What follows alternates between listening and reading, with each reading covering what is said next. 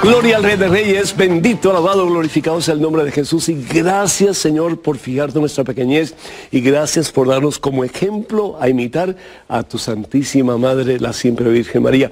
Tenemos en este momento un correo electrónico, una pregunta. Adelante, por favor. Padre Pedro, ¿por qué como católicos no nos educamos adecuadamente? Muchas gracias de antemano. Arturo de la Rosa, de Houston, Texas.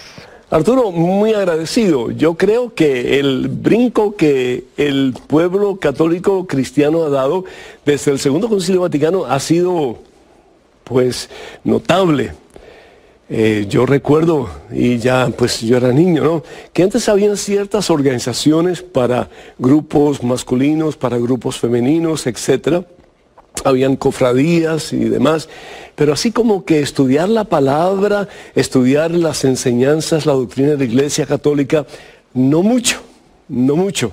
Tenemos que reconocer que en la Edad Media y después de eso, sobre todo con la Reforma Protestante, pues hubo como que un hermetismo en lo que se refería a leer la Santa Biblia, porque se preocupaba la Iglesia, particularmente la jerarquía, de que fuera a ser malinterpretada la palabra de Dios. Si nosotros leemos la Santa Biblia y tenemos 10 personas leyendo la Santa Biblia, van a haber momentos, definitivamente, van a haber pasajes en que van a haber diferentes interpretaciones.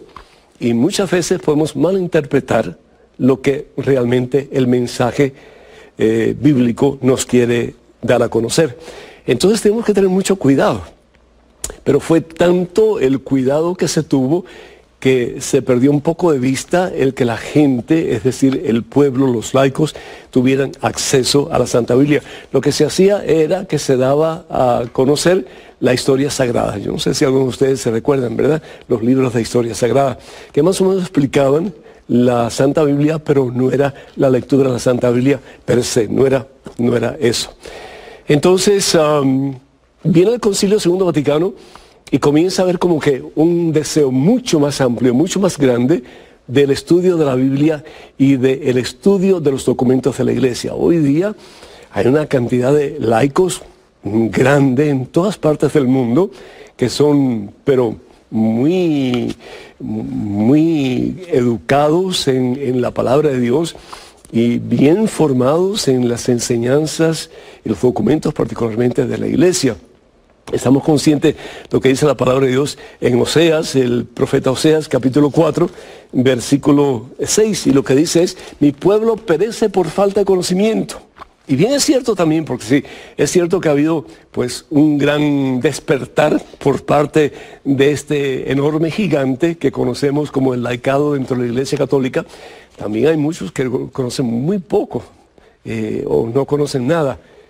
Y desafortunadamente, pues, los hermanos evangélicos, sobre todo, han hecho, pues, bastante por alimentar sus propias doctrinas, que están, muchas de ellas, en desacuerdo con la doctrina oficial de la Iglesia Católica.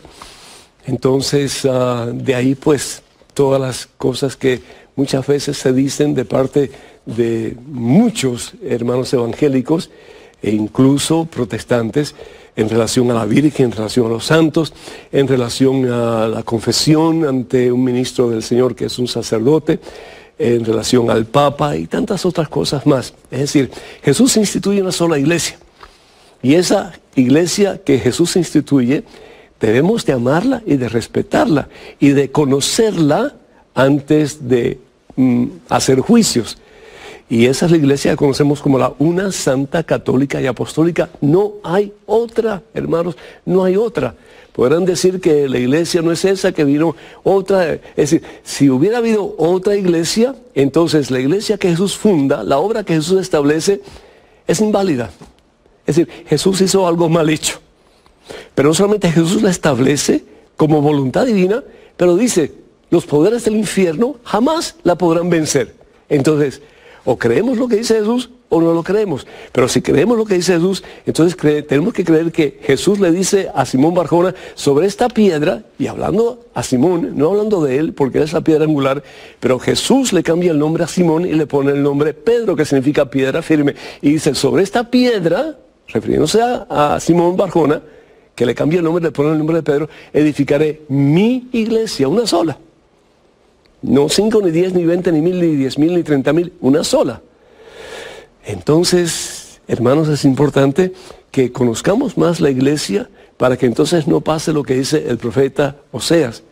Mi pueblo perece por falta de conocimiento. Muchísimas gracias por esa pregunta, te agradezco muchísimo.